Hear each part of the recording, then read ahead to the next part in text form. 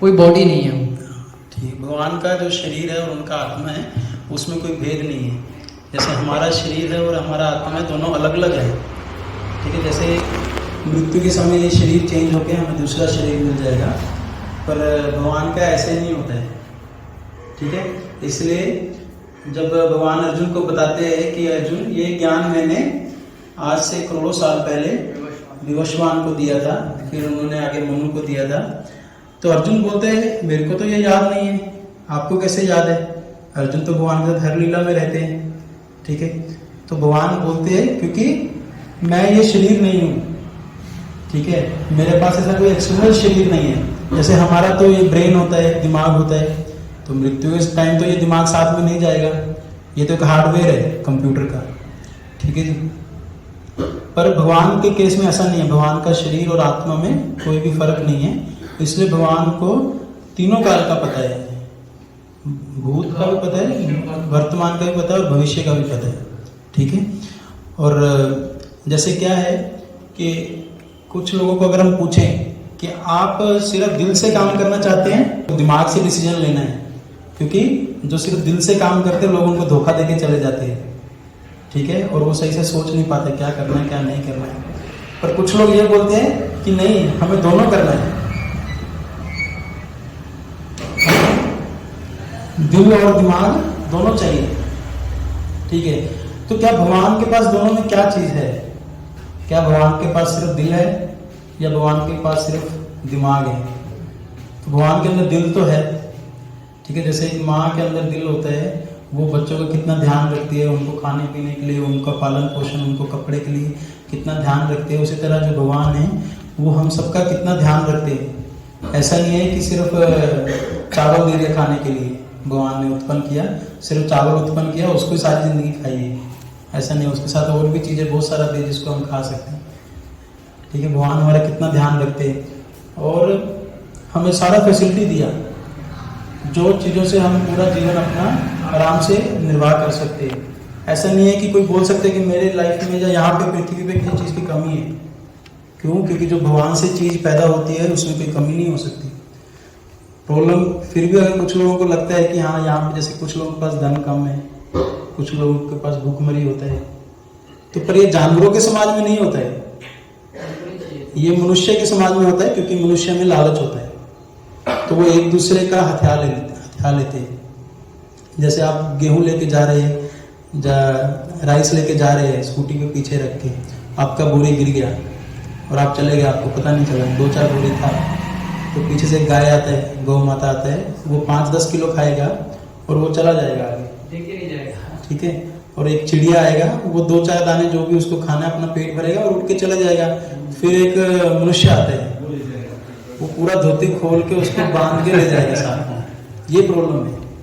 तो मनुष्य के समाज में जो कमी है वो इसकी वजह से है, क्योंकि हम उतने से संतुष्ट नहीं होते जितना हमें चाहिए।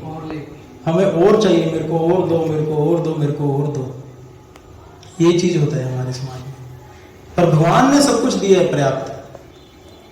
वो हमारा गलती है कि हमने जो मतलब खेती करने वाली जमीन है उसको बेच के हमने उस पर फैक्ट्री बना दी। तो प्रभुपाद जी बोलते थे, क्या अभी उस फैक्ट्री में जो बने नट बोल्ट है वो खाओगे? क्या खाओगे? तो अन्न नहीं खाओगे ना, है ना। तो वो फैक्ट्री में बने नट बोल्ट नहीं खा सकते। पर ये भी नहीं है कि हम उसको बिल्कुल छोड़ दें, वो भी अभी एडवांसमेंट के लिए जरूरी है, साइंस भी जरूरी है, पर सिर्फ उसी के पीछे भागना वो सही नहीं है। जैसे एक कार है, आप सिर्फ कार को चमकाते रहे, कार को आप अच्छे से धुलाई कर रहे हैं, पर उसके अंदर जो ड्राइवर है, जो कार चला रहे हैं, उसको आप बिल्कुल भी ध्यान नहीं दे रहे, उसको आप खाना भी नहीं खिला रहे, वो नहा भी नहीं रहा है, तो कितना टाइम तक चलेगा ऐसे? लोग, हो सकता है कि लोग, बाहर के लोग आपको बोल रहे, अरे प्रभु जी आपकी कार बहुत सुंदर है, अरे ये कार बड़ी चमका के रखते हैं, अरे वो अंदर तो बंदा मर रहा है। अगर हम सिर्फ ये भौतिक शरीर को चमकाने के चक्कर में और लोगों को दिखाने के चक्कर में रहेंगे तो हो सकता है कि लोग हमारी प्रशंसा कर दें, पर हमें तो पता है ना कि मैं कितना स्ट्रेस में जी रहा हूं, मैं कितना एंजाइटी में जी रहा हूं लाइफ। तो हमें सब कुछ दूसरे लोगों के लिए भी नहीं करना चाहिए, दूसरे लोगों को दिखाने के लिए कि मैं इनको दिखाना चाहता हूँ। हमें अपना देखना चाहिए कि क्या मैं खुश हूँ, क्या मेरी लाइफ में अभी भी इतना पैसा होने के बाद, सब कुछ होने के बाद फिर भी मेरे को खोखलापन क्यों लग रहा है? क्योंकि हमने अपना लाइफ भगवान से अलग कर दिया बिल्कुल। जैसे शास्त्र में एक भागवतम में एक श्लोक है, यथा तरोर मूल निषेचनेना तृप्यन्ति तत्स्कंद भुजोपशाखा प्राणोपहारा च यथेन्द्रियानम तथैव सर्वाहरणम मच्युतेज्या। जैसे एक पेड़ की जड़ को पानी देने से वो पेड़ के तने को, पूरे शाखाओं को, उसके पत्तों को, उसके फल को, उसके फूल को, सबको पानी चला जाएगा। ऐसा नहीं है कि आपको हर पत्ते को अलग अलग से पानी देना है। और जैसे पेट में खाना डालने से वो खाना हजम होकर उससे जो ऊर्जा पैदा होगी वो सारी शरीर में अपने आप चली जाएगी। ऐसा नहीं है कि आपको हाथ को अलग से खिलाना है, कि कान के साथ थोड़ा सा एक रोटी बांध दो, आँख में थोड़ा सब्जी डाल दो, ऐसा नहीं करना है आपको। उसी तरह शास्त्र क्या बोल रहा है, भागवतम क्या बोल रहा है कि अगर हम भगवान कृष्ण की सेवा करेंगे, भक्ति करेंगे तो हम खुश रहेंगे। जैसे आप पेड़ की एक टहनी को काट दीजिए और आप सोचेंगे कि अभी उसको पानी चाहिए, जड़ से पानी मिल रहा है, तो वो पानी में उसको क्या है, टहनी को काट के उसको समुद्र में डाल देता हूँ। समुद्र में तो बहुत सारा पानी है ना, वो फिर भी सूख जाएगा। वो जब तक जड़ से नहीं जुड़ा हुआ वो फिर भी सूख जाएगा। ठीक है, हमें अभी एक बार क्या हुआ, एक पिता के दो बेटे थे, तो एक पैर, दोनों एक पैर दबा रहे थे। ठीक है, वो दबाते दबाते आपस में थोड़ा झगड़ा हो गया कि कौन अच्छा दबा रहा है कौन नहीं। वो क्या किया, जो जिस पैर को दबा रहा था वो उसी को मारने लग गया। उल्टा एक दूसरे के, अच्छा तू ये पैर दबा रहा है मैं इसको मारूंगा, और तू इसको दबा रहा है, वो एक दूसरे को मार रहे हैं, पर पिता को कष्ट हो रहा है। ठीक है, उसी तरह एक बारी क्या हुआ, शरीर के सारे अंगों ने सोचा अरे एक खाना तो सिर्फ पेट खाता है, हमें क्या मिलता है, हम तो सिर्फ काम करते हैं। पैर बोलते हैं अरे मेरे को इतना चलना पड़ता है, हाथ बोलते हैं अरे मेरे को इतना वजन उठाना पड़ता है, आंखें बोलते हैं अरे मेरे को इधर उधर देख के चलना पड़ता है, कान बोलते हैं मेरे को सुनना पड़ता है। और एंजॉय कौन कर रहा है? पेट एंजॉय कर रहा है यार, मटर पनीर ये सब खा रहा है। हमें क्या मिल रहा है? कुछ नहीं मिल रहा। उन्होंने हड़ताल कर दिया, हड़ताल कर दिया। हाथ बोले मैं रोटी उठा के नहीं खाऊंगा, मुंह में नहीं डालूंगा, मुंह बोला मैं चबाऊंगा नहीं, जा तू ऐश कर। ठीक है, और कुछ दिन के बाद क्या हुआ, पेट में जब 2-3 दिन खाना नहीं गया अंदर, तो सारी इंद्रियां डल हो गई, उनमें प्राण ही नहीं रहा। अरे फिर उनको समझ आया नहीं नहीं नहीं नहीं, अरे हम चल ही इसी वजह से रहे क्योंकि पेट के अंदर खाना जा रहा है। फिर उनको समझ आया। उसी तरह हम भगवान से अलग होकर हम भौतिक जगत में बहुत प्रगति करने का प्रयास करते हैं, बड़ा बड़ा बिजनेस करने का प्रयास करते हैं, सब कुछ करते हैं, पर उस चक्कर में हम भगवान को बिल्कुल ही भूल जाते हैं। जहां से जड़ से पानी आ रहा है वो जड़ को ही हम भूल जाते हैं, उससे बिल्कुल अलग कर देते हैं अपना जीवन। हमें क्या लगता है अरे भगवान का जरूरत नहीं है, मैं अभी देखो अरे कौन मंगल आरती जाएगा आधा घंटा, कौन आरती करेगा, कौन शनिवार को क्लास सुनने जाएगा, पागल है क्या, वही उतने में मैं 1 घंटे में और पैसा कमाऊंगा। तो भगवान को अपना जीवन से बिल्कुल ही निकाल देते हैं लोग और सोचते हैं कि सिर्फ इससे ही मेरे को खुशी मिल जाएगा, पैसा कमाऊंगा और गाड़ी लूंगा, घर बनाऊंगा, बस इससे मेरे को सेटिस्फेक्शन मिलेगा, लोग मेरे को देखेंगे कितने आलीशान प्रभु जी शो के लिए। तो वो भगवान को बिल्कुल अपने जीवन से निकाल देते हैं। तो वो वैसा ही हो जाता है कि आप पेड़ की शाखा को उसका जड़ से काट के उसको समुद्र में डाल दो। जैसे एक मछली का उदाहरण देते हैं आचार्य, एक मछली जल से बाहर निकल गया, तो कुछ वहां पे ऐसे लोग जा रहे थे जो बहुत दयालु थे।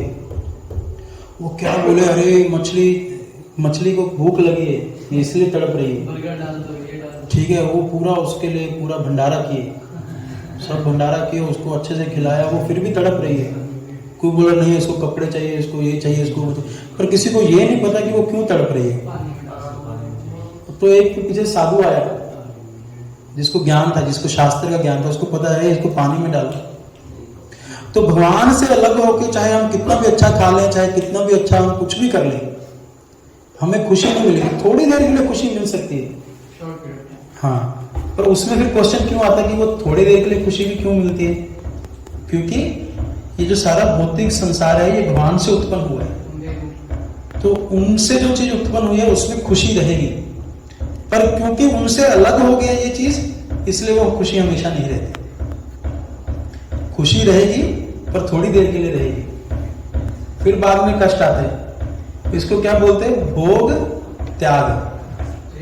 भोग करते, थोड़ी देर भोग करते, भोग करने से फिर खुशी तो मिलता नहीं है, फिर जीवन में कष्ट आने स्टार्ट हो जाते हैं। फिर बोलते हैं नहीं, इसको त्याग कर दो। फिर त्याग करते हैं, फिर थोड़ी देर उसको त्याग करते हैं, फिर उसको फ्रस्ट्रेशन होने लग जाती है, वो फिर भोग करने में चला जाता है। तो ये चलता है, भोग त्याग, भोग त्याग, भोग त्याग, यही साइकिल चलता रहता है। तो हमें किसके साथ अपना भगवान, अपना जीवन किसके साथ जोड़ना है? भगवान के साथ, कृष्ण के साथ जोड़ना है, भक्तों के संग में रहना है, भक्ति करना है हमें। इसका मतलब ये भी नहीं है कि हमें अपनी जो रिस्पॉन्सिबिलिटीज हैं, जो ड्यूटीज हैं, उसको त्याग। अर्जुन भगवद गीता में यही बोल रहे हैं कि मैं युद्ध नहीं करूंगा, मैं सब कुछ त्याग के भीख मांग के जी लूंगा, पर मैं युद्ध नहीं करूंगा। तो भगवान बोले आप ऐसे आर्टिफिशियल तरीके से आप रह भी नहीं सकते, क्योंकि आपके अंदर जो क्षत्रिय के गुण है, तो आपका वो धर्म है, वो आप उसको करना पड़ेगा, पर भगवान के लिए करना पड़ेगा, अपने इंद्रिय भोग के लिए नहीं करना पड़ेगा। भगवान तो बोल रहे हैं कि हमने उनको बोला था कि आप सिर्फ 5 पांडव हैं, एक गांव दे दो, हमें और कुछ नहीं चाहिए। बोले नहीं, सुई का नोक जितना जगह भी नहीं देंगे। तो फिर भगवान बोला कि सारा ही लेंगे।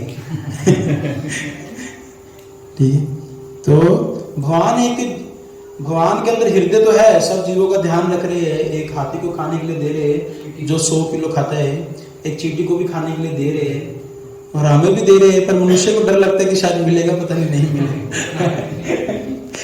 तो सबको दे रहे, तो हमें क्यों नहीं दे रहे? हम तो कितना 2-4 किलो खा लेंगे एक दिन में। तो इससे पता लगता है कि भगवान के अंदर हृदय है, और भगवान हम सब जीवों से प्यार करते हैं। और भगवान तो ये भी बोल रहे हैं, सर्वस्य चाहम हृदय सन्निविष्टो मता स्मृति ज्ञान। अर्जुन, मैं सबके हृदय में वास करता हूँ। ऐसा नहीं है कि जो अमीर व्यक्ति है उसी के हृदय में, ऐसा नहीं है जो सुंदर व्यक्ति है उसी के हृदय में, और ऊपर से ऐसा भी नहीं कि जो सिर्फ मनुष्य है उनके हृदय में, और ये जानवरों के हृदय में भी रहते हैं। चाहे वो नाली का कीड़ा है, उसके साथ भी रहते हैं। आप क्या बोलोगे, अरे ये मेरा बेस्ट फ्रेंड है, ये मेरे सुख दुख में साथ देता है ना? देते हैं ना। कई बार ऐसा होता है जिसको हम बोलते हैं कि अरे ये मेरा पक्का फ्रेंड है, मेरा बेस्ट फ्रेंड है, ये मेरा हमेशा मेरे सुख दुख में साथ खड़ा होता है।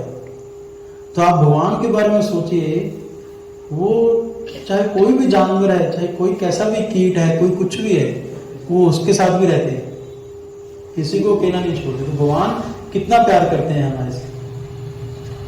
ठीक है, तो भगवान के अंदर हृदय है क्या? भगवान के अंदर दिमाग भी है क्या? भगवान के अंदर दिमाग है। आप देखिए, हम कुछ छोटा सा चीज बनाते हैं, उसके लिए कितना दिमाग लगता है ना? किचन में चाहे कोई छोटा सा डिश बनाए, उसके लिए ये सब देखना पड़ता है, कैसे बनेगा, क्या क्या सामग्री उसमें डलेगा। फिर जिसने घर बनाया, मान लीजिए, उसने भी दिमाग लगाया ही है, चाहे वो आर्किटेक्ट है, चाहे वो मिस्त्री है, चाहे कोई भी है। ठीक है, जिसने ये माइक बनाया, उसने भी दिमाग लगाया, है ना? फोन बनाया, लैपटॉप बनाया, सब में चीज में दिमाग लगा। और जिसने इतना बड़ा सृष्टि किया है, जिसमें करोड़ों करोड़ों अनंत करोड़ ब्रह्मांड हैं, और एक ब्रह्मांड के अंदर कोटि कोटि ग्रह हैं, तो वो कितना दिमाग वाला होगा? क्या बिना दिमाग के इतना बड़ा क्रिएशन हो गया? प्रभुपाद जी बोलते हैं कि भगवान ने एक स्त्री बनाया, एक पुरुष बनाया, जो मिलके आगे संतान पैदा करते रहते हैं। जो साइंटिस्ट है या फिर जो बड़े बड़े इंजीनियर है, वो बोलते हैं कि हम बहुत ज़्यादा बुद्धिशाली हैं। तो प्रभुपाद जी बोलते हैं, क्या आप तो ऐसा कार बना सकते जो आपस में मिलके आगे कार बनाता रहे? पर भगवान की क्रिएशन ऐसी है ना, असली इंटेलिजेंस तो वो है कि वो जो हमने बिजनेस या फिर जो भी हमने काम शुरू किया, वो अपने आप चलता रहे, हमें उसमें ज़्यादा दिमाग ना लगाना पड़े, ज़्यादा एफर्ट्स ना लगाना पड़े। तो भगवान ऐसा बुद्धिशाली है कि सारी सृष्टि भगवान ने ऐसा क्रिएशन कर दिया, वो अपने आप चला जाता है, अपने आप चल रहा है। और जब हम उसमें ज़्यादा गड़बड़ करते हैं, तो अपने आप रीसेट भी हो जाता है। कैसे? कोविड आ गया, बहुत ज़्यादा पोल्यूशन किया, बहुत ज़्यादा कुदरत के साथ छेड़छाड़ किया, तो कोविड आ गया, सब लोग पृथ्वी पे पूरा शांत होकर बैठ गए। 6-7 महीने के लिए सब लोग शांत होकर बैठ गए, कोई बाहर नहीं जा रहा है। और जब रिसेंट हो गया, पर हम लोगों का जो क्या, हम सीखते नहीं है, वो हमने फिर से वही सारे काम स्टार्ट कर दिए। जब कोई बीमारी, बड़ा बीमारी आता है ना, तो बोलते हैं कि अरे नॉनवेज खाना छोड़ दीजिए, ये सब खाना छोड़ दीजिए, क्योंकि इसमें वायरस होते हैं, उससे आप बीमार हो जाएंगे। उस टाइम छोड़ देते हैं डर की वजह से कि अरे मृत्यु हो जाएगी, पर वो फिर से स्टार्ट कर देते हैं। तो शास्त्र में बोला गया कि 3 प्रकार से हम लोग सीखते हैं किसी चीज़ को। सबसे जो बुद्धिमान होता है वो सुन के सीख लेते हैं। जैसे मैं मान लीजिए आपको बताया कि प्रभु जी रात को 9 बजे सो जाइए, सुबह 4 बजे उठ जाइए, तो वो आपका उससे हेल्थ अच्छा रहेगा, आपका मतलब जो अंदर पूरा सिस्टम है वो सही चलेगा, आपका सिर दर्द भी नहीं होगा, आपको हेडेक नहीं होगा, सब कुछ सही चलेगा। वो जो फर्स्ट क्लास इंटेलिजेंट होगा, जो मतलब प्रथम श्रेणी का बुद्धिमान होगा, वो उसको सुन के सीख लेगा। और दूसरा क्या करेगा, वो देखेगा कि किसी और के साथ प्रॉब्लम हो रही है। जैसे एक चोर ने देखा कि अरे दूसरे चोर को पकड़ा और पुलिस वाले ने बहुत मारा उसको, तब सुधरना है। वो देख के सीखता है, पहला सुन के, दूसरा देख के, तीसरा करके। चोर को पता है, उसने सुन भी लिया कि पुलिस वाले पकड़ते हैं, मारते हैं, उसने देख भी लिया, वो फिर भी करता है चोरी, ठीक है। और फिर जब पुलिस उसको मारती है, तब कुछ होते हैं जो सुधरते हैं, फिर तो सबसे नीचे वाले आ जाते हैं जो करके भी नहीं सीखते, ठीक है। तो भगवान के पास इतना इंटेलिजेंस है कि उन्होंने इतने इंटेलिजेंट लोग बनाए हैं, इतना इंटेलिजेंट क्रिएशन की है, तो उनके पास दिमाग भी है और सबका ध्यान भी रख रहे हैं, सबका पालन पोषण भी कर रहे हैं, इसलिए उनके अंदर दिल भी है। तो जिसके अंदर दिमाग भी है और जिसके अंदर दिल भी है, क्या उसका कोई आकार ही नहीं है? क्या उसका कोई रूप ही नहीं है? ये कैसे हो सकता है? बोलते हैं कि हम प्रार्थना करते हैं, भगवान सुनते हैं, तो आप कैसे सुनते हैं? कान से सुनते हैं ना, तो वो भी सुनते होंगे, उनके भी कान होंगे। एक बार राधा गोविंद स्वामी महाराज दुबई में थे, उनका फ्लाइट था, तो दुबई एक मुस्लिम कंट्री है, तो महाराज तो सफरन कपड़े में थे, तो वो एयरपोर्ट पे बैठ के जप कर रहे थे, एयरपोर्ट पे बैठ के जप कर रहे थे। तो जो एयरपोर्ट का अधिकारी था वो मुसलमान था, तो उन्होंने उनको बुलाया कि इनको साधु को मेरे ऑफिस में बुला कर लेकर आओ। तो महाराज जी वहाँ पे चले गए, है ना, महाराज जी वहाँ पे चले गए। तो उन्होंने पूछा कि मैंने सुना है जो हिंदू लोग हैं वो पत्थर की पूजा करते हैं। उन्होंने महाराज को क्या बोला, कौन बताएगा? सुन रहे हैं? अच्छा, वो पत्थर की पूजा करते हैं। हाँ,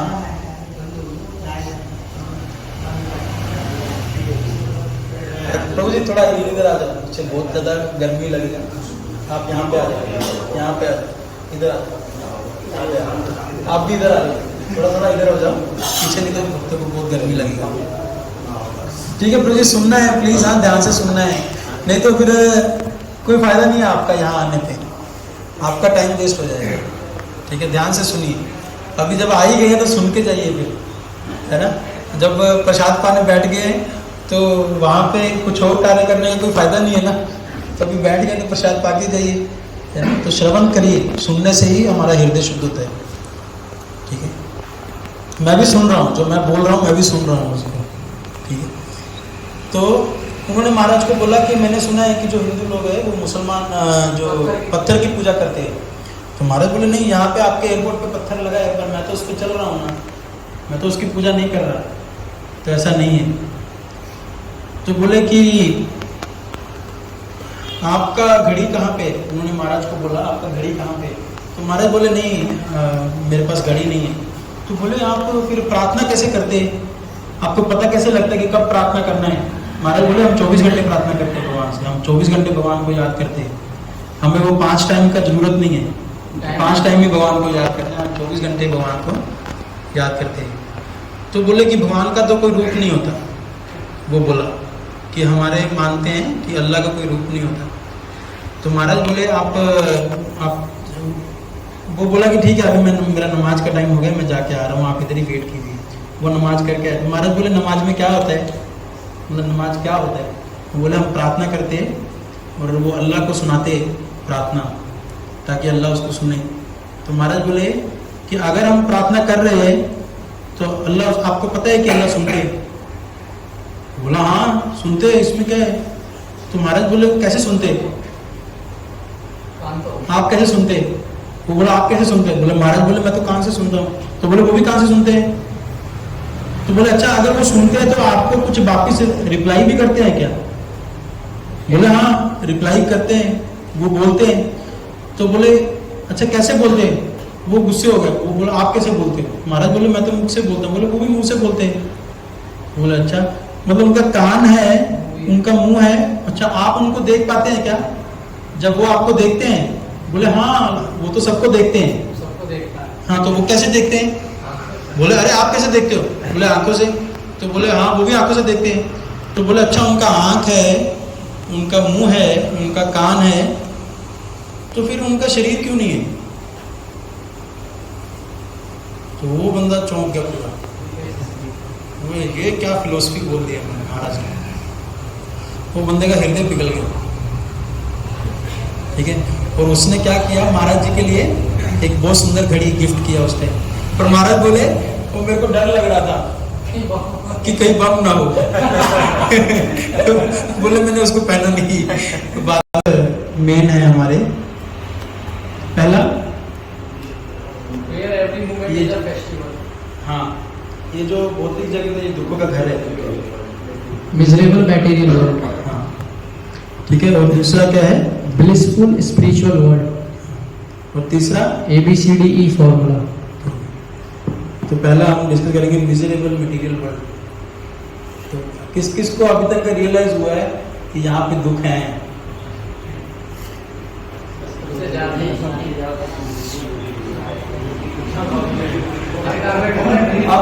आप लोगों को क्या लगता है, स्कूल में जाना नहीं पड़ता क्या? दुख भी करनी पड़ती है ना? तो यहाँ पे अलग अलग तरह के दुख है। सबसे बड़ा प्रॉब्लम क्या है इस भौतिक जगत में कि ये टेम्परेरी है, ये स्थायी नहीं है, ये अस्थायी रूप में है। जैसे कुछ लोग, जैसे एक नदी में अगर बहुत सारे तिनके एक साथ बह रहे हैं तो वो कभी मिलते हैं और फिर बिखर भी जाते हैं। उसी तरह ये जो भौतिक जगत में जो रिश्ते होते हैं वो बनते हैं और वो टूट भी जाते हैं और अलग अलग हो जाते हैं। जैसे इसमें क्या बताया, एक सुंदर स्त्री है, अभी उसका सुंदरता देख के सब लड़के उसको इम्प्रेस करने का प्रयास कर रहे हैं। कोई उसको गुलाब का फूल देने का प्रयास कर रहे हैं। आगे आ जाओ आगे। और कोई उसके लिए गिटार बजा के उसको इम्प्रेस करने का प्रयास कर रहा है। ठीक है, पर अभी थोड़ी देर बाद क्या होगा, जब उसका सुंदरता चला जाएगा, जब उसको थोड़ा उम्र होगा, तब वो ऐसा हो जाएगा, तब सब से भाग जैसे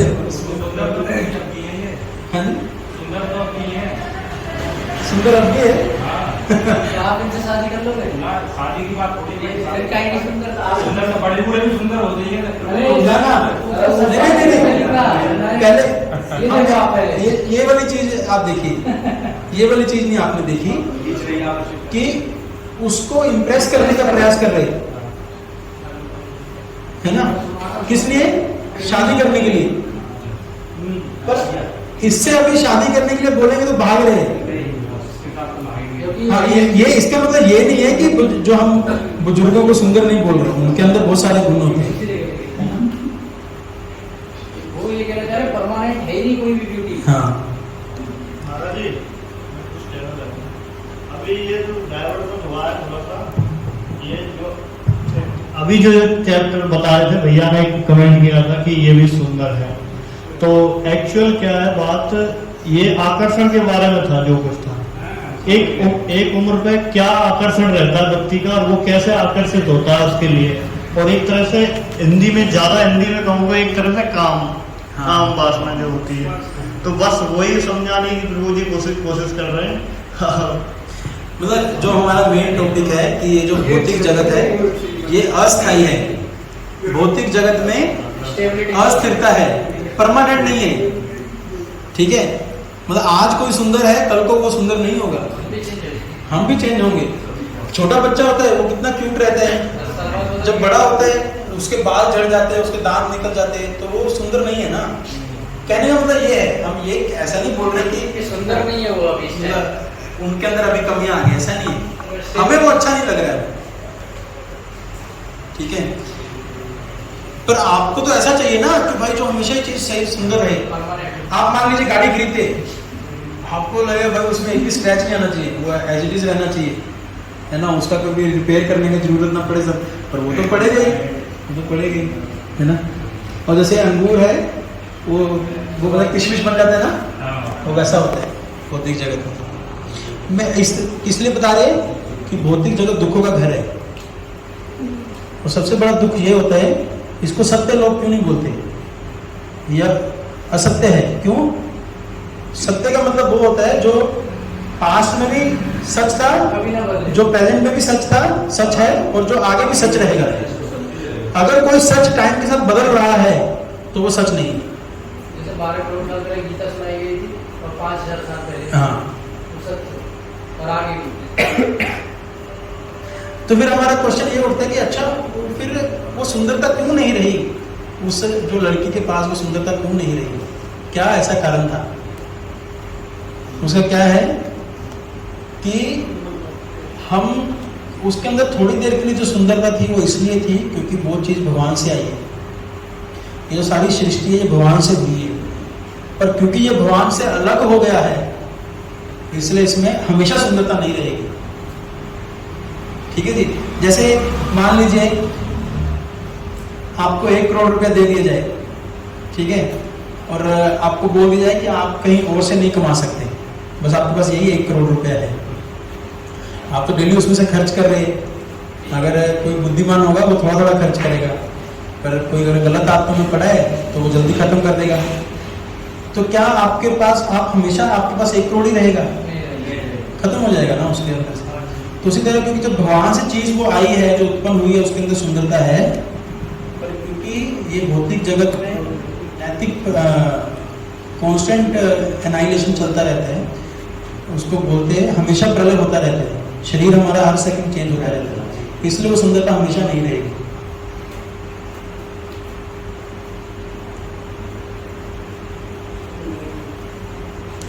एक ये स्टोरी है, इसको बोलते हैं लिक्विड ब्यूटी।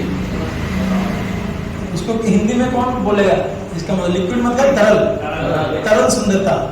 एक लड़का होता है, वो लड़की को बहुत पसंद करता है, ठीक है, और लड़की को काफ़ी 1-2 बार प्रपोज भी करता है, पर लड़की उसको मना कर देती है कि नहीं, मेरा कुछ इज्जत है, मैं ये सब चीज़ों में नहीं बिलीव करती, मेरा घर पे ये सब अलाउ नहीं है, पर वो लड़का फिर भी उसके पीछे पड़ा रहता है।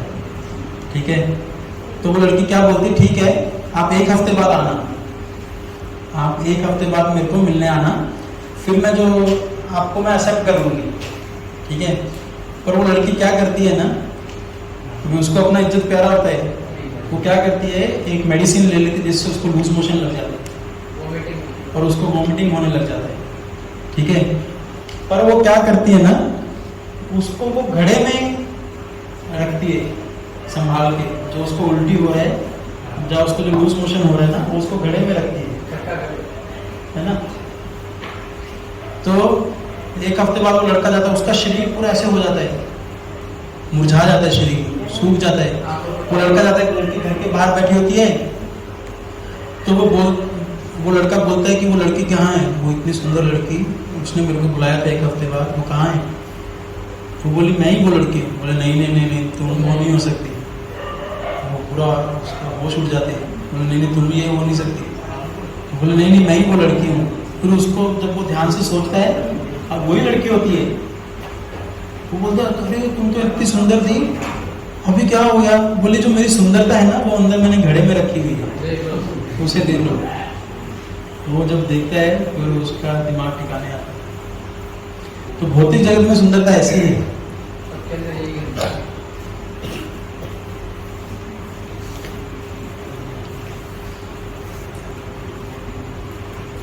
तो भौतिक जगत और स्पिरिचुअल जगत में, जो आध्यात्मिक जगत है और जो भौतिक जगत है, उसमें क्या फर्क है? यहाँ पे एक जो सुंदरता है वो हमेशा नहीं रहती।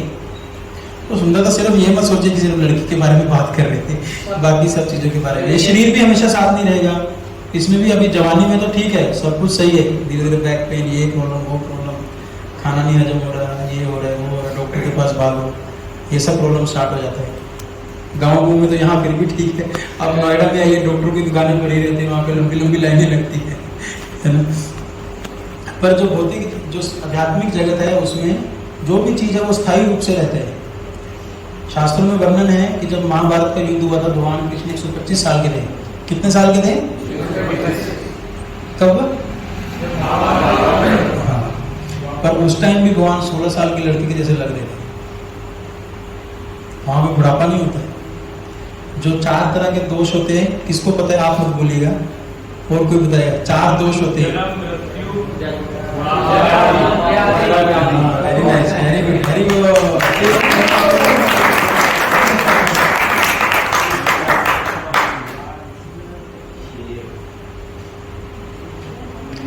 तो भौतिक जगत में ये 4 दोष रहते हैं: जन्म, मृत्यु, जरा मतलब व्याधि, मतलब बीमारी। तो ये रहता है। तो क्या ये कोई मानता है क्या भगवान से? मेरे को बुढ़ापा है या मेरे को बीमारी है, कोई मानता नहीं है ना। तो भागवतम क्या बोलता है, उसी तरह सुख भी मानने का जरूरत नहीं है, वो अपने आप आ जाएगा। मानना है तो भगवान से सिर्फ भक्ति मांगिए, भगवान से सिर्फ भक्ति मांगिए, भगवान को मांगिए। तो जो यहाँ पे जब हमें किस किस को रियलाइज होता है कि यहाँ पे बीमारी आएगा ही आएगा, बुढ़ापा आएगा ही आएगा। किसी को लगता है कि मैं हमेशा जवान रहूंगा, वो हाथ खड़े कीजिए। आपको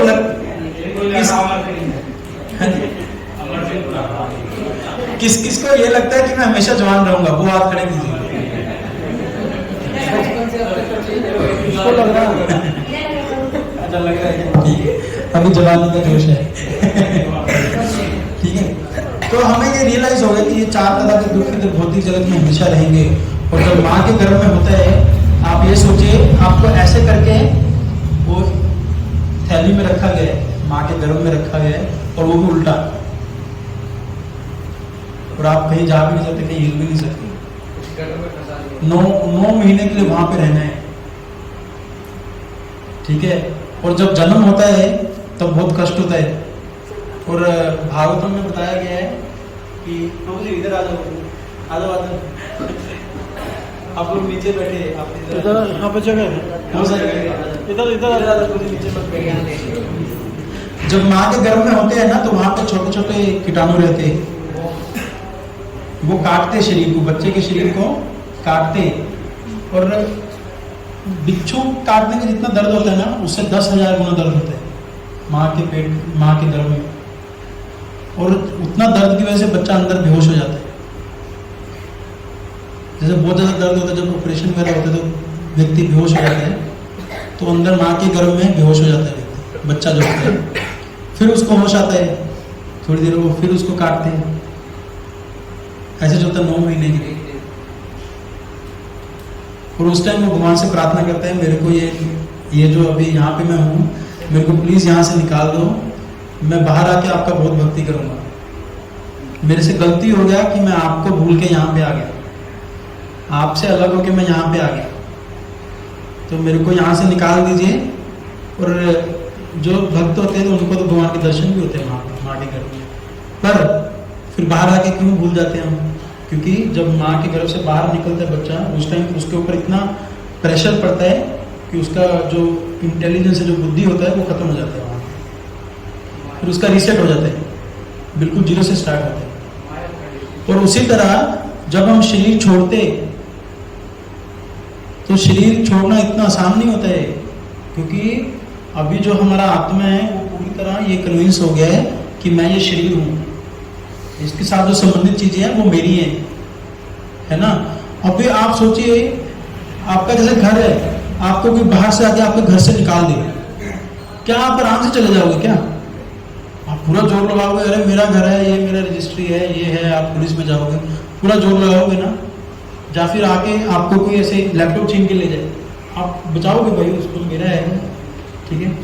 तो आप सोचिए, जिस शरीर को आप 80-90 साल अपना मान रहे हो, यमदूत आके या विष्णुदूत आके, यमदूत आके आपको बोल रहे हैं कि अभी ये शरीर को छोड़ना है, आत्मा को लेके जा रहे हैं वहां से, तो आप क्या उसके लिए फाइट नहीं करोगे? आप तो पूरा जी जान लगा दोगे। उसीलिए उस टाइम जो डर होता है उसकी वजह से मलमूत्र त्याग देते हैं, वो शरीर छोड़ना नहीं चाहते। उनको जबरदस्ती यमपाश से बांध के आत्मा को शरीर से, जैसे नारियल होता है ना, वो नारियल के ऊपर वो रहता है ना, छिलका सा रहता है ना, उसको कितना जोर लगाकर खींचना पड़ता है। उसी तरह जो यमदूत है, यमपाश से उसको पूरा पकड़ के उसको निकालते हैं अंदर से। उस टाइम में बताया था कि 10,000 बिच्छू काटने जितना दर्द होता है, उतना दर्द होता है शरीर को, बहुत दर्द होता है उस टाइम। तो और ऊपर से हमारे पास जैसे अभी बीमार हो गए, कभी बीमार हो गए, या कभी कुछ और दुख हो गया, घर में कुछ और प्रॉब्लम हो गया, तो ये सब चलता रहता है, ठीक है। और बुढ़ापा आएगा, अभी तो हमारा सब कुछ सही से चल रहा है, फिर घुटनों में दर्द है, ठीक है। भगवान का नाम बोलना चाहते हैं पर मुंह से आवाज नहीं निकल रही है, घर वाले भी सुनना बंद कर देते, उतना वैल्यू नहीं देते। तो ये सब दुख है, ठीक है। तो अभी ये दुख है, तो फिर मैं कहाँ जाऊंगी? कभी मन करता है अरे इधर से छोड़ के चले जाओ, कहाँ जाओगे? जहां पे भी जाओगे ये दुख तो, 4 दुख तो साथ में ही रहेंगे, कहीं पे भी जाओ, ये तो कहीं से आपको छोड़ने नहीं वाले, ठीक है ना, कहीं पे भी चले जाओ। तो ऐसी जगह जाना है जहां पे ये 4 दुख नहीं है। कौन कौन से 4 दुख? जन्म मृत्यु जरा व्याधि दुख दोष आदि दर्शनम। हाँ, ठीक है। तो भगवान के जो धाम है वहां पे ये 4 दुख नहीं है। भगवान के धाम में ये 4 दुख नहीं है। वहां पे बार बार जन्म मृत्यु नहीं होता है, वहां पे बुढ़ापा नहीं होता है, वहां पे कोई रोग नहीं होता है। वहां पे ऐसे ऐसे पेड़ है, आप उनसे जो आपकी इच्छा है वो मांगिए, कल्प वृक्ष बोलते हैं, है ना, जो आपको चाहिए वो आपको मिलेगा। और आप आम के पेड़ से कचौरी भी मांग सकते हैं, वो भी आपको मिलेगा। हाँ, कुछ भी आपको जो चाहिए वो मिलेगा। वहां पे ऐसे, ये तो स्वर्ग लोक में ही होता है कि वहां पे पसीना नहीं आता है शरीर में, बदबू नहीं आता है शरीर में। वहां पे जो खाने के लिए होता है सिर्फ तरल चीजें होती है, मलमूत्र त्यागने की जरूरत नहीं पड़ता है वहां पे। तो भगवान के धाम में कितना बेनिफिट होगा। तो भगवान के धाम में हमेशा, और यहाँ पे क्या है कि हम हमेशा कोई ना कोई अज्ञानता में रहते हैं। वो अज्ञानता की वजह से ही जीव जिज्ञासा करता रहता है। जैसे छोटा बच्चा है ना, वो उसको आप देखिए कभी अपने घर पे, वो कुछ ना कुछ जिज्ञासा करता रहता है माँ से, ये क्या है, ये कैसे होता है, ये क्यों होता है, ऐसे करके। और वो छोटी छोटी चीज़ देखेगा उसको भी मुंह में डालेगा, उसको जिज्ञासा है कि इसका स्वाद कैसा है, इसका टेस्ट कैसा है ना। तो यहाँ पे हम हमेशा अज्ञानता में जीते हैं, पर वहाँ पे हमेशा ज्ञान में जीते हैं भगवान के नाम में। और यहाँ पे जो जीवन है वो निरानंद है, मतलब निरानंद, जिसके अंदर आनंद है ही नहीं। पर वहाँ पे जो जीवन है वो आनंदमय है, वो आनंदमय जीवन है। जैसे आर्मी की जो ट्रेनिंग होती है ना, जो स्पेशल टास्क फोर्स है, इंडिया के कमांडोज होते हैं, उनका जो ट्रेनिंग होता है ना, उनमें एक ट्रेनिंग होता है, उनके हाथ और पैर दोनों बांध देते हैं, पीछे हाथ बांध देते हैं और नीचे पैर बांध देते हैं उनका रस्सी से आपस में, और पूरा एक पानी का तालाब रहता है, उसके अंदर उनको फेंक देते हैं, ठीक है। और फेंकना तक तो ठीक है, और ऊपर से जो उनका इंस्ट्रक्टर होता है ना, जो उनका उस्ताद होता है, वो एक बड़ा सा डंडा लेता है और वो डंडे से उनको पानी के नीचे धकेल देता है पूरा। और उनको पता होता है कि ये व्यक्ति कितना मिनट तक जिंदा रह सकता है बिना एयर के, बिना सांस लिए। उसको 2-2.5 मिनट वहां पे रखते हैं, ठीक है। आप सोचिए आपके हाथ भी बंधे हुए हैं, आपके पैर भी बंधे हुए हैं, आप ऊपर आने का प्रयास भी नहीं कर सकते, ऊपर आए तो और मार खाएंगे, आ ही नहीं सकते। ठीक है। और ऊपर से डंडे से आपको नीचे पूरा नीचे धकेल देते हैं। और फिर क्या करते, जब उनको पता है कि अभी 2-2.5 मिनट हो गए, अभी इसके बाद ये पूरा मर जाएगा, तब उसको पकड़ के निकालते हैं। और पता है कितने टाइम के लिए निकालते हैं? एक सांस लेने के लिए। जैसे वो एक सांस लेता है, फिर उसको डंडे से फिर नीचे डाल देता है 2-2.5 मिनट के लिए। ये मैंने खुद में देखा हुआ है।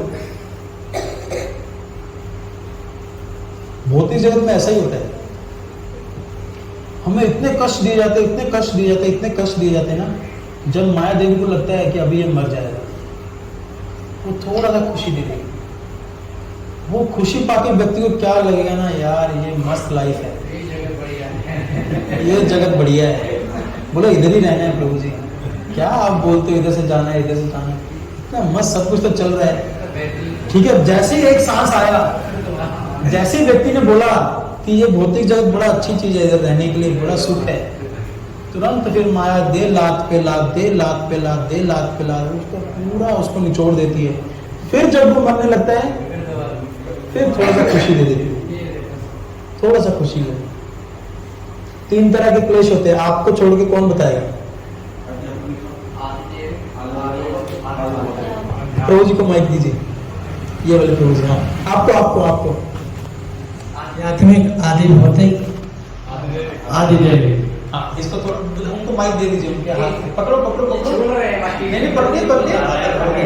शर्मा, आपका नाम क्या है? नाम क्या है? सचिन। सचिन, आप क्या करते हैं? BCom first second year. अच्छा, वेरी नाइस सर, ठीक है। तो आध्यात्मिक क्लेश क्या होता है? आदि भौतिक और आदि दैविक,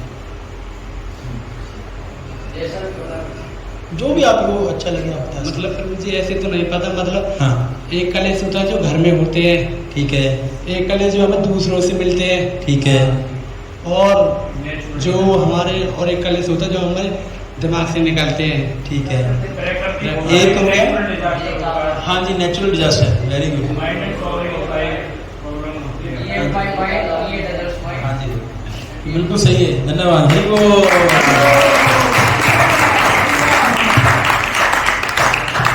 तो ये 3 प्रकार के क्लेश हमेशा इधर भौतिक जगत में रहते हैं। किसी के जीवन में कम रहते हैं, किसी के जीवन में ज्यादा रहते हैं। पर अगर आपके जीवन में नहीं है, भगवान करे कि आपके जीवन में ना हो, पर दूसरों को देख के तो सीख लो कि भैया कभी भी हो सकता है ना। हमें पता है कि अगर ड्राइविंग करते हुए सीट बेल्ट नहीं लगाएंगे, और जो लोग नहीं लगाए उनका क्या हश्र हुआ, उनका क्या हाल हुआ, तो उनको देख के सीख लो। जरूरी थोड़ा ना कि जब हम टकरा जाएंगे तभी सीखेंगे, जब हमारे ऊपर कष्ट आएगा तब सीखने का जरूरत नहीं है, तब तो वो कष्ट आ गया, अब तो हो गया जो होना था, अब पछताए क्या हो जब चुकी के, पहले सीख लो। दूसरों के अनुभव हाँ, दूसरे अनुभव वो तो सबसे बड़ी चीज है, अगर सीख लिया तो बहुत बल्ले बल्ले फिर तो है ना। तो भौतिक जगत में ये 3 प्रकार के क्लेश हमेशा रहेंगे, पर आध्यात्मिक जगत में क्लेश नहीं है। और क्यों है क्लेश? जैसे हमने पहले ढूंढा था कि भैया जानवरों के समाज में कभी भी भूखमरी नहीं होती, कभी भी पैसे की प्रॉब्लम नहीं होती, कभी भी रहने की जगह की प्रॉब्लम नहीं होती, ठीक है। तो इंसानों के समाज में क्यों होता है? क्योंकि लालच है। यहाँ भौतिक जगत में हमारा जो इच्छा है वो भोग करने का इच्छा है। मेरा इसमें क्या फायदा है? मेरे को भोगना, मेरे को अपनी इंद्रिय तृप्ति करनी है, ठीक है। पर भगवान के धाम में क्या होता है, जब कृष्ण बलराम अपने सखाओं के साथ खेल रहे होते हैं यमुना के तट पे, ठीक है, उनको गर्मी लगती है, ठीक है, तो हवा चलती है, मतलब भगवान की सेवा करने में। जब वो हवा यमुना जी के ऊपर से जाती है ना, यमुना जी बोलते हैं, अरे आप भगवान की सेवा करने जा रहे हैं, और थोड़ा सा मेरे से पानी ले जाओ, ठंडी हवा हो जाएगी। जैसे एक तो सिर्फ फैन चल रहा है, और वो फैन के साथ पानी कूलर बन जाएगा, तो वो ठंडा लगता है हवा, थोड़ा ये पानी ले जाओ मेरे से। और फिर जब वो हवा जंगल से जाती है तो जो वहाँ पे फूल होते हैं वो बोलते हैं मेरे से सुगंध ले जाओ, भगवान की सेवा करने के लिए जा रहे हो, मेरे से क्या ले जाओ, सुगंध ले जाओ। तो वो जब पानी के साथ और सुगंध के साथ जब हवा भगवान की सेवा में जाती है तब सब ग्वाल बाल खुश हो जाते हैं। यहाँ पे जो हम चाहते हैं कि मेरी सेवा हो, लोग मेरी सेवा करें, पर वहां पे क्या इच्छा है, हम भगवान की सेवा करें, हम दूसरों की सेवा करें। अगर सब लोग अपना अपना अपना अपना सोचेंगे तो क्लेश होगा।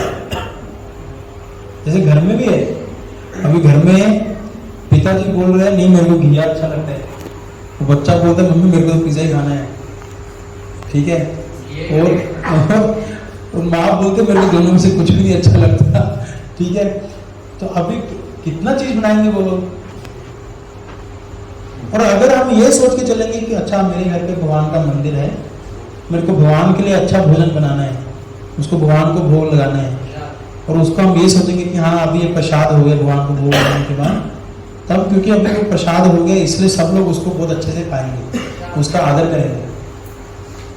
और अगर वही उसको छोड़ के भगवान को छोड़ के अपना अपना भोग करने की इच्छा रहेगी तब कभी भी संतुष्टि नहीं मिल पाएगी। अब तक हमने करके देख लिया, हमें संतुष्टि नहीं मिली। हमने जीवन में हर तरीके से हमने मतलब सब लोगों ने, भौतिक लोगों ने सब कुछ ट्राई करके देख लिया, इतना बड़ा बड़ा घर बना लिया, गाड़ी बना लिया, सब कुछ रिलेशनशिप ये सब कर लिया, पर फिर भी उनको संतुष्टि नहीं है। वो अभी भी लोग डिप्रेशन के ज़्यादा से ज़्यादा शिकार हो रहे हैं, जिसकी वजह से वो शराब का सहारा ले रहे हैं, कोकेन का सहारा ले रहे हैं, सुसाइड कर रहे हैं। आपको पता है लास्ट ईयर इंडिया में कितने लोगों ने सुसाइड किया? आप गूगल पे सर्च करना, 2.5 लाख लोग। और ये तो सिर्फ ऑफिशियल आंकड़ा है, छुपाया गया वो तो पता ही। जो जैसे मान लीजिए किसी के घर पे कुछ इशू हुआ, उसने सुसाइड किया, उसने पुलिस में लिखवा दिया, पर जिन लोगों ने छुपा के रखा, ऑफिशियल आंकड़े सर ये 2.5 लाख इंडिया में, सिर्फ इंडिया में। और सबसे ज्यादा पता है कहाँ पे हुआ है? कर्नाटका, बेंगलोर। इलेक्ट्रॉनिक हाँ। सिटीज है। सबसे ज्यादा लोगों के पास पैसा है। वहां पे एक कहावत है, बोलते हैं कि अगर आप एक जगह दूसरी जगह पैदल 10 मिनट में जा सकते हो तो कार से आप आधे घंटे में जाओगे। सबके पास कार ही है। वहां पे सबसे ज्यादा लोग सुसाइड कर रहे हैं। इतना पैसा होने के बाद, सब ऐशो आराम होने के बाद, तो क्या चीज है जो कमी है हमारी लाइफ में? हमने जो शाखा को जड़ से काट दिया, हम सिर्फ पैसे के पीछे भाग रहे हैं, ऐशो आराम के पीछे भाग रहे हैं।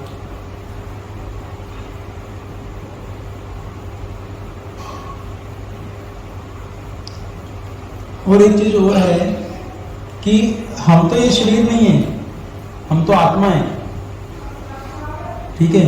और हमने जैसे पहले कार का एग्जांपल बताया था, अगर हम सब कुछ शरीर के लिए करेंगे तो क्या आत्मा खुश रहेगी? जो हम खाना खिला रहे हैं वो तो शरीर को खिला रहे हैं ना, उससे शरीर का पालन पोषण हो रहा है। आत्मा के लिए आप क्या कर रहे हैं? वो तो आप लोग कर रहे हैं, आप लोग से भाग्यशाली हैं, पर सब लोग नहीं कर रहे, है ना। जो हरि नाम जप है, किसको हरे कृष्णा महामंत्र पता है? बोलिएगा नहीं, हाथ खड़े कीजिए। प्रभु जी उनको माइक दीजिए, ये वाले प्रभु जी। हाँ जी, आपका नाम क्या है? गगन। गगन जी, आप क्या करते हैं? पढ़ाई कौन सी क्लास में? 9th class. 9th क्लास में, वेरी गुड, ठीक है। हरे कृष्णा महामंत्र पता है आपको? पूरा जोर जोर से बोल के सुनाइए सबको। हरे कृष्णा कृष्णा कृष्णा हरे हरे, हरे राम राम राम हरे हरे, हरे कृष्णा कृष्णा कृष्णा हरे हरे, हरे राम राम राम हरे हरे, हरे कृष्णा कृष्णा कृष्णा हरे हरे, हरे राम राम हरे हरे। प्रभु जी का नाम क्या है? आयुष प्रभु जी, इनको माइक दीजिए। भी एक बार बोल के सुनाइए। हरे कृष्णा कृष्णा कृष्णा हरे हरे, हरे राम राम राम हरे हरे। Very nice.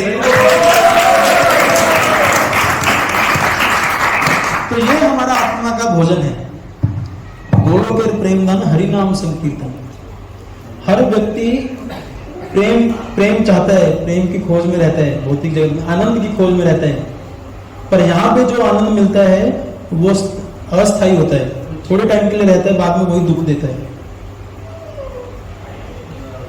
पर जो आध्यात्मिक जगत में है, जो भगवान कृष्ण के धाम में है, वो जो आनंद है वो परमानेंट आनंद है।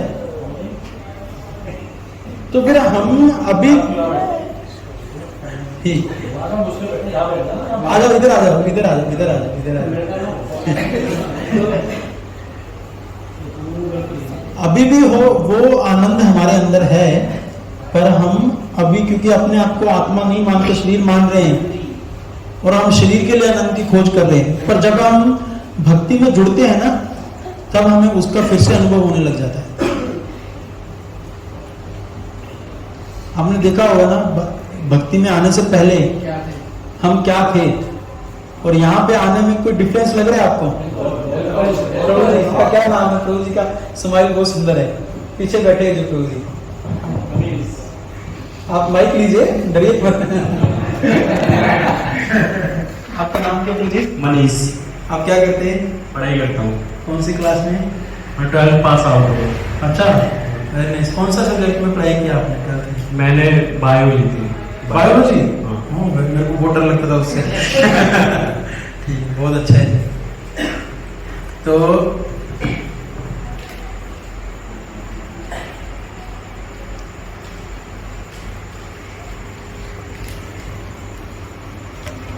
आपको क्या डिफरेंस लगा भक्ति में आने से पहले और अब अपने आप में? प्रभु जी को माइक दीजिए। क्या आप ज्यादा खुश है, पहले ज्यादा खुश थे? अभी तो ज्यादा टाइम नहीं हुआ है। ठीक, कोई बात नहीं, फिर भी एक दो दिन में पता लग जाता है। हाँ, अच्छा सा लगता है, मतलब अच्छा लगता है। हाँ ठीक है।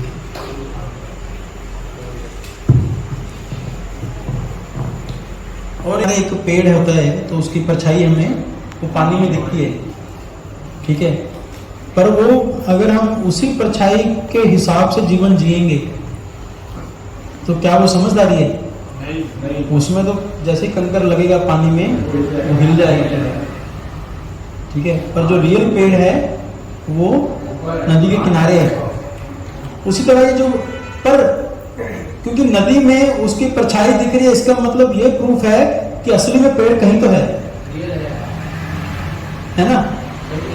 ये जो भौतिक जगत है ये आध्यात्मिक जगत की परछाई है और उल्टी परछाई है। पर यहाँ पे दुख है, पर इसका मतलब ये तो है, कोई कहीं तो है जो सुख है। अगर आज खाने में नमक ज्यादा है तो मतलब कभी तो कोई खाना था जिसमें नमक कम था। जो लोग बोलते हैं ना कि भगवान नहीं है, उनका ये स्टेटमेंट के अंदर ही भगवान है। अगर भगवान है तभी तो वो बोल रहे हैं भगवान नहीं है। तो फिर भगवान, अगर भगवान कभी अगर मान लीजिए थे ही नहीं तो वो शब्द आता ही कहां से?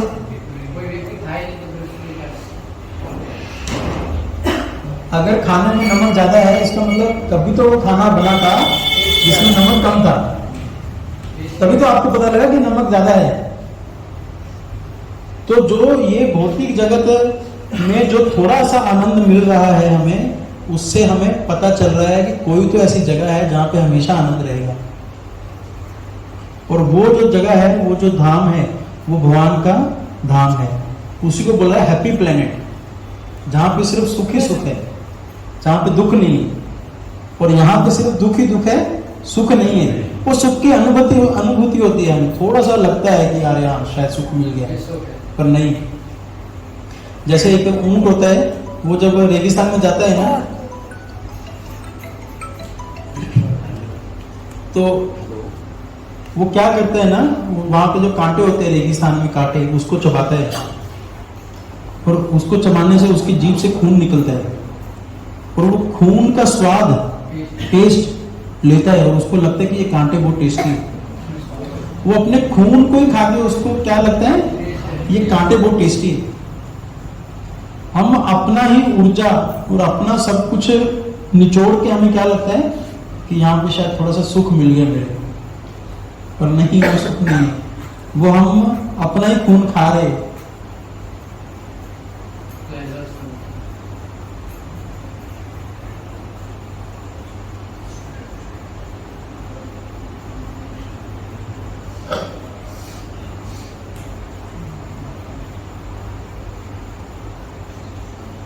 और क्या एग्जाम्पल दिया जाता है, अगर कहीं आपने खरीदारी किया और उसने आपको नकली पत्थर दे दिया, मतलब कहीं तो असली पत्थर मिलता होगा, तभी तो देखने गए, है ना।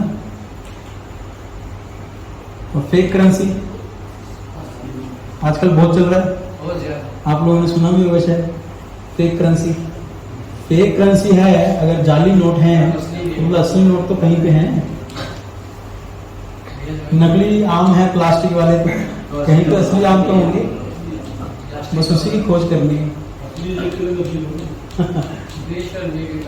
Material beauty.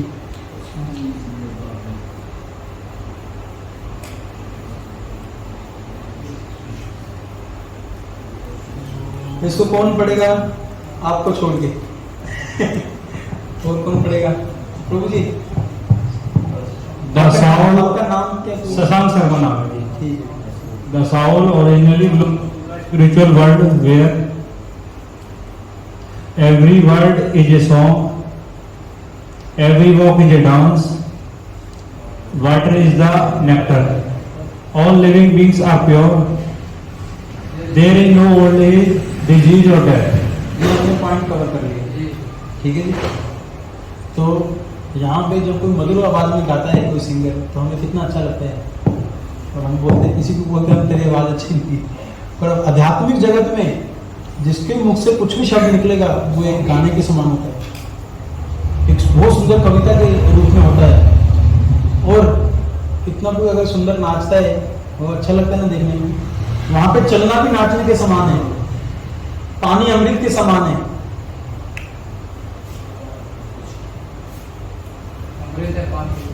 अभी कौन पढ़ेगा? प्रभु जी आप आपका नाम क्या है? प्रशांत। अच्छा जी, आप पढ़ाई कर रहे हैं अभी कौन सी क्लास? बीएससी। हाँ, साइंस मैथ, ठीक है, पढ़िए। That is our real internal home where we can get unlimited and unending happiness. कोई कभी घर से बाहर जाके पढ़ाई की है किसी ने? एक दो साल कभी घर से बाहर आया?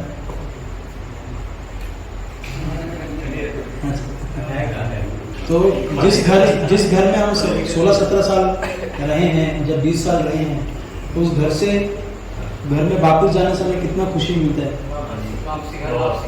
है ना। पर उस घर में सोचे जो हमेशा से हमारा घर था, जो भगवान का धाम जहाँ पे हम हमेशा से थे, वहां जाके हमें कितना खुशी मिलेगा, और वहां पे कितना वेट कर रहे हैं भगवान हमारा। हम अगर भगवान की तरफ एक कदम बढ़ाते हैं तो भगवान हमारी तरफ 100 कदम बढ़ाते हैं।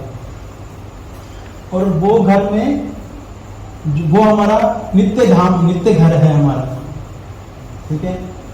और वहां पे अनलिमिटेड और अनएंडिंग हैप्पीनेस है, खुशी का कोई अंत ही नहीं है।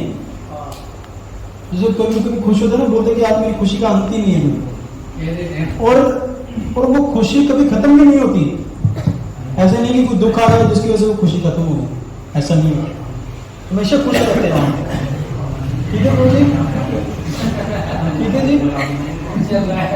भगवान के धाम में हमेशा हैप्पी हैप्पी, क्या हैप्पी हैप्पी।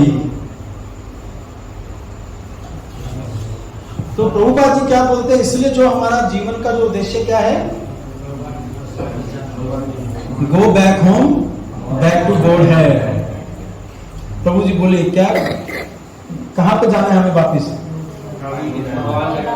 भगवान के धाम में। Go back home, back to God है। तो फिर क्वेश्चन क्यों आता है, अगर हमने वहां पे वापस जाना ही है तो वहां से आए क्यों भैया, वहां से क्यों आए? एक बच्चा था, वो बोला उसके पिताजी के पास बहुत धन दौलत सब कुछ था, वो बोला नहीं मेरे को घर से बाहर जाके पढ़ाई करना है। उसके पिताजी बोले जरूरत नहीं है, हमारा बहुत बड़ा बिजनेस है, आप इसको देखो, आपको क्यों आप कष्ट ले रहे हो, बाहर जाओगे अच्छा खाने के लिए नहीं मिलेगा, अच्छा रहने के लिए नहीं मिलेगा, क्यों इतना कष्ट लेना है। वो पर फिर भी जिद करता रहा, नहीं मेरे को जाना है, मेरे को जाना है। उसने घर पे खाना छोड़ दिया। तो पिता एक बारी मजबूर होकर बोले ठीक है, आपको अगर अच्छा ऐसा है तो आप चले जाओ। पर वहां पे जाके उसको पता लगा कि जो पिताजी बोल रहे थे वो सच बोल रहे थे। वहां पे कोई उसको खाने के लिए नहीं पूछता है, टाइम पे खाना नहीं मिलता है, अपने से बनाना पड़ता है, ठीक है, जो लोग मिले वो भी मतलब ही मिले, तब उसको फिर घर की याद आती है, तब वो घर जाता है। उसी तरह हम भगवान के धाम में थे, पर हम भगवान से झगड़ा करके कि मैं खुद भगवान बनना चाहता हूँ, मैं खुद भोक्ता बनना चाहता हूँ, इसलिए हम वहां से यहाँ पे आ गए। और भगवान इतने दयालु हैं, उन्होंने सृष्टि की रचना भी उसी लिए की क्योंकि हमारी इच्छा थी कि मेरे को भगवान से अलग होकर भोग करना है, पर वो तो कभी हो ही नहीं सकता। वो तो जैसे शरीर के अंगों ने हड़ताल किया कि हमें पेट को खाना नहीं देना और खुद से एंजॉय करेंगे, हो सकता है क्या? हो ही नहीं सकता। तो जीव भगवान से अलग होकर एंजॉय करने का आनंद लेने का प्रयास करता है, वो हो नहीं सकता। और यहाँ पे आकर जब दुख भोगता है फिर बोलता है अरे गलती कर लिया भैया, क्या 9 महीने माँ के गर्भ में उल्टा लटका दिए, ठीक है। तो फिर क्योंकि हम वहीं पे थे, भगवान के पास ही थे, पर हमारी जो इच्छा थी वो भोग करने की थी, इसलिए हम यहाँ पे आ गए। ये बहुत सारे मतलब बच्चों का क्वेश्चन होता है ये वाला कि अगर हम वहां पे थे तो क्यों आए, या फिर हमें यहाँ पे भगवान ने क्यों भेजा? भगवान ने नहीं भेजा, हम अपनी इच्छा से आए, पर हमने जिद किया इसलिए भगवान को भेजना पड़ा।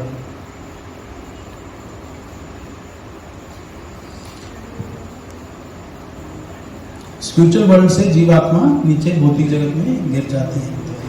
तो जो भौतिक जगत है वो एक जेल के समान है।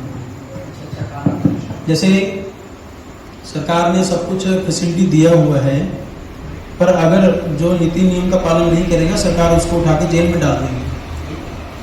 पर इसका मतलब ये नहीं है कि भगवान उसको, जब सरकार उसको खाने के लिए नहीं देगी या उसको कपड़े नहीं देगी, ठीक है।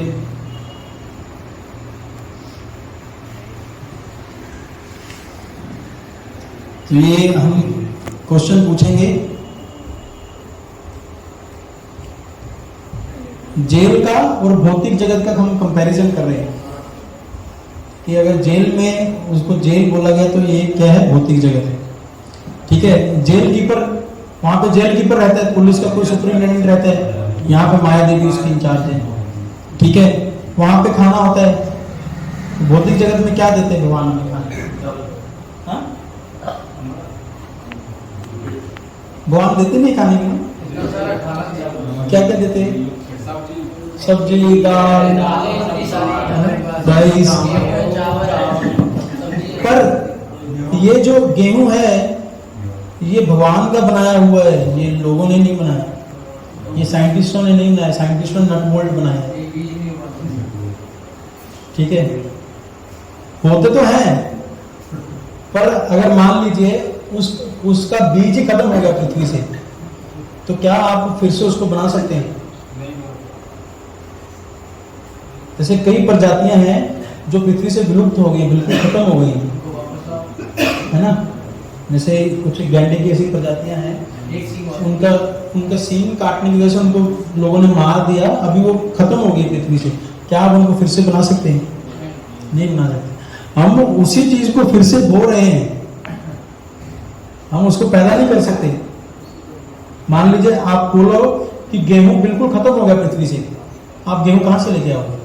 उसका बीज ही नहीं है, कहां से पैदा करोगे? अगर आम खत्म हो गए पृथ्वी से, तो क्या साइंटिस्ट अपनी लेबोरेटरी में आम की गुठली बना सकते हैं? नहीं बना सकते, वो तो भगवान से आए। वो तो आप उसको 10 बीघे में भेजो तो ज्यादा हो जाएगा, 40 में भी उससे भी ज़्यादा हो जाएगा, है ना। वो कम ज़्यादा कितना आप बीज रहे हो, पर जो ओरिजिनल चीज़ आई वो भगवान से ही आई। मेडिसिन हमें आयुर्वेद में बहुत सारा जड़ी बूटियाँ दी है। आयुर्वेद शास्त्रों में कोई एग्जाम्पल बताएगा? हनुमान जी क्या लेके आए थे? कौन हाथ खड़ा करेगा? किसका जीवन बचाने के लिए? पूरा पर्वती भगवान का बता रहा है। तो हनुमान जी पूरा पर्वती उठा लाए थे। मेडिसिन हो गया हमारा जो हर्ब्स है, शर्ट से चेक शर्ट है, ये शरीर हमें दिया भगवान ने।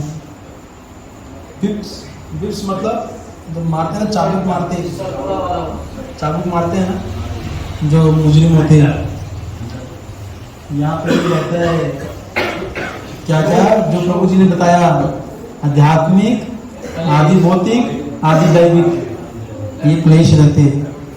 तो रिलीज, जैसे जेल से रिलीज कब मिलते हैं? जैसे मान लीजिए कोई बड़ा मिनिस्टर या प्रेसिडेंट जाता है, उसको वो एप्लीकेशन लिखते हैं कि मेरे से गलती हो गया, ऐसे करके मेरे को माफ़ कर दीजिए, वो फांसी का सज़ा माफ़ कर देते हैं, जहाँ उनको जेल से रिहा कर देते हैं।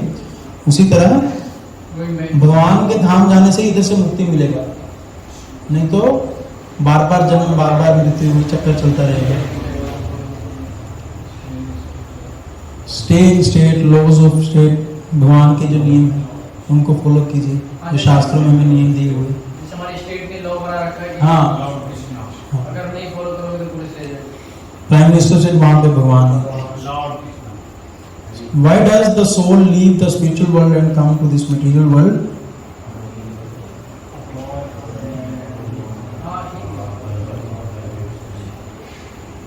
वो बोलते पिताजी मेरे को आपका जैसे कार चलाने, तो उसको छोटी कार ही मिलेगा, बड़ा कार तो वो चला नहीं सकता। पर वो छोटी कार बड़ी रोड पे कितना किलोमीटर तक चलाएगा, कितना किलोमीटर तक वो पैडल मारेगा, ऐसे वो थक जाएगा। उसी तरह भगवान के साथ आराम से हम ऐश कर रहे थे, आनंद में थे, पर हमारा क्या वो नहीं मेरे को अपना चाहिए, मेरे को अपना भौतिक जगह चाहिए, यहाँ पे जहाँ मैं भोक्ता बनूंगा। पर यहाँ पे कितना देर तक करेंगे, फ्रस्ट्रेट हो जाएंगे।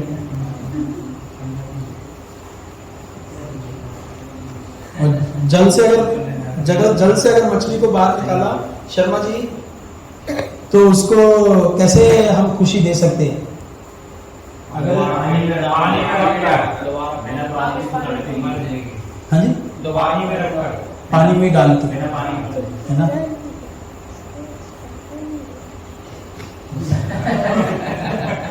ये सब आईफोन देने से खुशी नहीं मिलेगी। परफ्यूम लगा रहे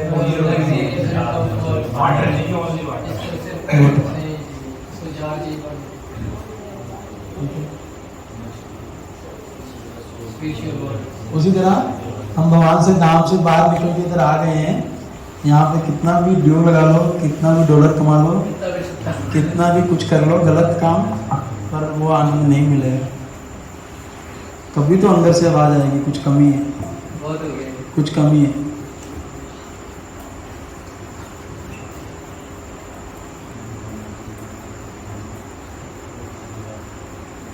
एक बारी एक बच्चा होता है दूसरे शहर में जाता है, वहाँ पे ना उसका एक्सीडेंट हो जाता है। एक्सीडेंट होने की वजह से उसका जो याददाश्त पावर है वो चला जाता है। याददाश्त पावर चला गया, उसको भूल जाता है कि मैं कौन हूँ, कहाँ से आया हूँ, मैं किसका बेटा हूँ। और अभी उसके पास है भी कुछ नहीं है वहाँ पे, उसके पास पैसा वगैरह भी नहीं है। जब एक्सीडेंट हुआ लोग उसका पर्स, फ़ोन सब कुछ छीन के ले गए, तो फिर वो भिखारी की तरह जीवन जीने लग गया, भीख मांग के जीवन जीने लगा। तो कुछ देर बाद उसके पिताजी का एक दोस्त था, वो अपना उस दूसरे शहर में गया घूमने के लिए, और एक रेड लाइट पे रुका। वो लड़का आया और उसने उसका गाड़ी का शीशा साफ किया और उससे कुछ पैसे मांगे, भीख मांगा। तो उसने देखा, अरे ये तो मेरे दोस्त का बेटा है। बोला तुम यहाँ पे क्या कर रहे हो? बोला आप कौन हो? उसको भी याददाश्त है नहीं ना, कुछ भी याददाश्त नहीं है। तो बोला नहीं मैं आपके पिताजी को जानता हूँ, आप बहुत सेठ आदमी के बेटे हो, आप चलो मैं आपको आपके पिताजी से मिलाता हूँ। तो वो उनको लेके जाते हैं, उनके पिताजी के साथ मिलाते हैं, उनका इलाज करवाते हैं वो, ठीक है, और उसके बाद वो सही हो जाते हैं। और अभी वो कितना आलीशान घर में फिर से रहने लग जाता है, पूरा नौकर चाकर उसके सेवा पूरा हो रहा है। कहाँ वो भीख मांग के रह रहे हैं, उसको लोग भीख भी दे रहे थे और उनको लग रहा था कि हम भीख दे के इस पर बहुत बड़ा उपकार कर रहे हैं। और सही उपकार किसने किया? जिसने उसको पिताजी के साथ मिलाया, जो उसको भीख देता था, जिसने पिताजी के साथ मिलाया। उसी तरह जो भगवान के भक्त होते हैं, जैसे प्रभुपाद जी है, हमारे गुरु महाराज जी हैं, वो सब जीवों के ऊपर दया करते हैं और वो देखते हैं कि ये लोग कैसे इस भौतिक जगत में तड़प रहे हैं। ये सबसे बड़ा गुण है एक भक्त के अंदर, दया, दूसरे लोगों के लिए दया होना। प्रहलाद महाराज जी को बोला कि आप चलिए भगवत धाम चलिए, बोले नहीं, मेरे को अकेले नहीं जाना, मेरे को अकेले नहीं जाना। अभी प्रभु जी हैं, ये नोएडा मंदिर में इतना बड़ा मंदिर है, आलीशान मंदिर है, सब फैसिलिटी है, तो वहां पे रह रहे थे, भजन भी सही चल रहा था, सब कुछ सही चल रहा था। यहाँ पे लाइट नहीं है, टाइम पे प्रसादम मिलता है नहीं मिलता है, कुछ नहीं है, तो फिर यहाँ पे क्यों आए प्रभु जी? वो इसीलिए उन्होंने देखा नहीं, हमारी जरूरत दूसरे लोगों को भी है, अगर इन लोगों को भी भक्ति में जोड़ेंगे तो इनका जीवन भी सुखमय हो जाएगा। इसलिए तो वो कष्ट ले रहे हैं ना। और ऐसा तो है नहीं कि उनको हम सैलरी दे रहे कुछ, या फिर आप सब लोग कुछ पैसे इकट्ठे करके उनको दे रहे और जिसकी वजह से वो यहाँ पे आए, नहीं, ऐसा नहीं है। करुणा, उनके अंदर दया, तो जो जीवों के ऊपर दया करके उनको भगवान के बारे में बताता है और उनको भगवान की भक्ति में जोड़ता है, वो सबसे बड़ी दया है। क्योंकि अभी यहाँ पे तो एक एक रोटी के लिए मरना पड़ता है, हमें नहीं, मैं ये नहीं बोल रहा आप लोगों को मरना पड़ रहा है, पर आप शहरों में जाके देखिए, बहुत सारे लोगों के पास रोजगार ही नहीं है, ये भी नहीं पता था कि शाम को खाने को मिलेगा या नहीं मिलेगा, है ना। पर आप देखिए भगवान के धाम में राधा रानी भगवान के लिए कभी भी एक डिश दूसरी बारी नहीं बनाती। एक व्यंजन जो राधा रानी भगवान के लिए बना देते हैं, कृष्ण के लिए, वो फिर से कभी रिपीट नहीं होता। आपने राजमा जिंदगी में कितने बारी खाए हैं प्रभु जी? याद नहीं है, बहुत बारी खाए हैं। और राधा रानी भगवान से इतना प्यार करते हैं, उनके लिए जो एक डिश बना देते हैं वो दूसरी बारी नहीं बनाते, हर बारी नया डिश बनाते हैं। तो यहाँ पे लोग भूखमरी से मर रहे हैं, उनके पास कपड़े पहनने के लिए नहीं है, और वहां पे भगवत धाम में इतना भगवान के पास आनंद है, इतना आनंद है, तो फिर यहाँ पे क्यों रहना है? क्योंकि हमें कभी कभी लगता है नहीं, अभी भी शायद मैं प्रयास करके सुखी हो सकता हूँ, थोड़ा सा और ले लो, ऐश करना थोड़ा और ऐश कर, पर वो उसमें दलदल है, वो दलदल में घुसते रहते हैं। तो अगर हमें दूसरे जीवों के ऊपर दया करना है तो उनको भगवान के साथ जोड़ना है, कीर्तन से, ग्रंथ वितरण से, प्रसाद वितरण से। तो ये तीन चीजें करके हमें जीवों को जोड़ना है। आपको अगर पता चल गया कि पानी पीने से प्यास बुझ जाता है और आपके सामने फिर भी व्यक्ति प्यास से मर जाए, तो ये तो शर्म की बात है हमारे लिए। हमें पता है कि चाहे मैं एक दिन गया, चाहे मैं 2 दिन गया, पर यहाँ इस्कॉन मंदिर में आके मेरे को बहुत खुशी मिलता है, प्रभु जी इतना प्यार करते हैं हम लोगों से, इतना अच्छा प्रसाद मिलता है। तो फिर आप दूसरे लोगों को नहीं बुला रहे हो, दूसरे लोगों को नहीं बता रहे, तो फिर आपके पास पानी है पर आपके सामने व्यक्ति प्यास से मर रहा है। तो हमें दूसरे लोगों के प्रति हमारे अंदर करुणा होना चाहिए, बहुत बड़ा गुण है। और जब हम दूसरे लोगों को भक्ति में जोड़ते हैं, उससे भगवान और खुश होते हैं, उससे भगवान बहुत खुश होते हैं। जब राधा रानी इतनी करुणामयी है, जब कोई भी नया भक्त आता है, मंदिर में आता है या भक्ति में आता है, तो राधा रानी बोलते हैं, अरे देखिए कितना अच्छा भक्त है, आप इसको स्वीकार कर लो। वो कृष्ण को सिफारिश करते हैं कि आप इसको स्वीकार कर लो। भगवान को। राधा रानी इतना उनके अंदर करुणा है, इतना दया है ना। उसी तरह हमें भी लोगों को जोड़ना है भक्ति में, हमें प्रचार करना है। प्रभुपाद जी ने यही प्रचार का मूवमेंट स्टार्ट किया है। नहीं तो प्रभुपाद 70 साल की उम्र में वृंदावन में थे, वहां पे आराम से भजन कर रहे थे। 70 साल की उम्र में प्रभुपाद जी कष्ट लेके पानी में, जहाज में वहां पे गए, शिप से यूएस से गए। हर रास्ते में 2 बार हार्ट अटैक आया उनको, फिर भी कष्ट लेके गए, क्योंकि उनके अंदर करुणा थी, उनके अंदर दया थी। अरे ये लोग कितना रजोगुण और तमोगुण में जल रहे, ये लोग अपना जीवन व्यर्थ कर रहे हैं, बार बार जन्म ले रहे, बार बार मर रहे हैं, पर भगवान के बारे में नहीं सोच रहे। ये प्रभुपाद के अंदर कंपैशन था, दया थी।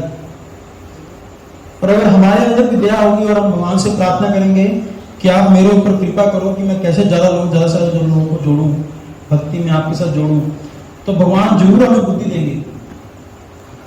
भगवान भगवदगीता के 10वें अध्याय में 10वें श्लोक 13 युक्तानां भजतां प्रीति पूर्वकम ददामि बुद्धि योगम तम येन माम उपयान्ति। जो प्रीति पूर्वक मेरा भजन करता है, मैं उसको बुद्धि देता हूँ कैसे मेरे पास आना है। और जो भौतिक धन होता है वो आप जब बांटोगे वो उतना खत्म हो जाएगा। आपके पास 100 रुपया है, आपने मेरे को 90 रुपए दे दिया, आपके पास 10 रुपए बचेंगे। पर जो आध्यात्मिक धन है वो जितना आप देंगे वो उतना बढ़ेगा, वो उतना ज्यादा बढ़ता रहेगा, बढ़ता रहेगा, बढ़ता रहेगा।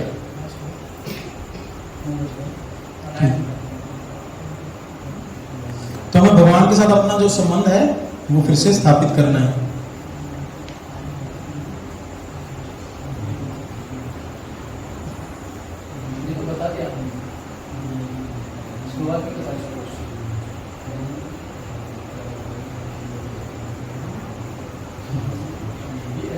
ABCD फॉर्मूला है, बस 5 मिनट लेंगे। और एसोसिएशन हमने बता दिया ना, ठीक है। बुक्स हो गया, चैंटिंग, डाइट, एंगेजमेंट, सेवा, ठीक है। एसोसिएशन, बुक्स हो गया, शास्त्र पढ़ना है, तभी हमारा श्रद्धा स्ट्रॉन्ग होगा। जप करना है, प्रसाद में ही पाना है, हाँ केवल प्रसाद पाना है, बाहर गलत मुलत नहीं खाना, जीव के प्रति हिंसा नहीं करना। इंगेजमेंट, सेवा करना है, यहाँ पे ज्यादा से सेवा कीजिए, फिर आपका देखिए बहुत सुंदर मंदिर होगा आपका।